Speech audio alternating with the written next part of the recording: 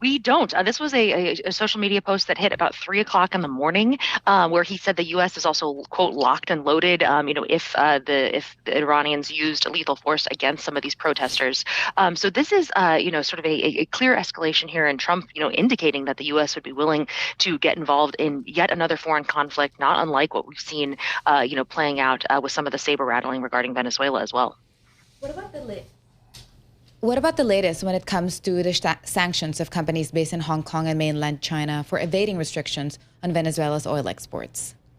Yeah, we've really seen a bunch of sanctions, get announced in the past couple weeks, specifically targeting, companies and vessels with ties to Venezuela, including, some companies involved in the Venezuela and Iranian weapons trade. What was really interesting, though, is just before the New Year's holiday, there was a new round of sanctions targeting both companies and some oil tankers that are, explicitly Chinese companies. These are either based in Hong Kong or based in China, and this is really the first and sort of most overt action we've seen from the Treasury Department, which issues these sanctions going after some of these Hong Kong and Chinese-based companies.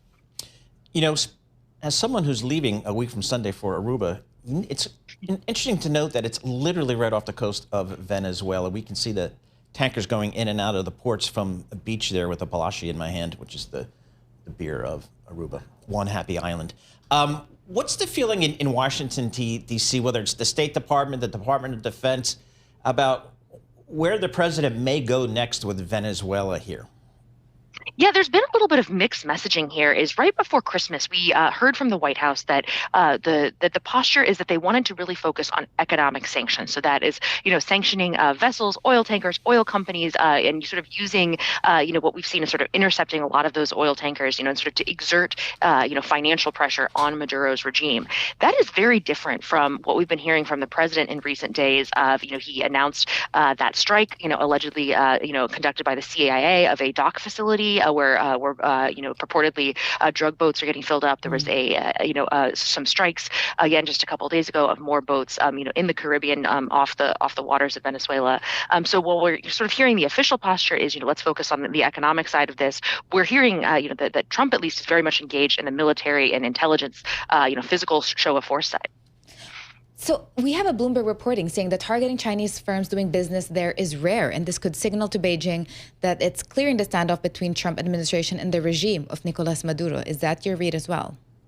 Yes, this is, that it looks like that the U.S. is really sort of looking at all the different levers, it can pull, and, going after, some of these companies that, Trump has had this very delicate negotiation with President Xi and China that he's been walking. We even have the Chinese ambassador is scheduled to come down to Mar-a-Lago to meet with Trump later this evening.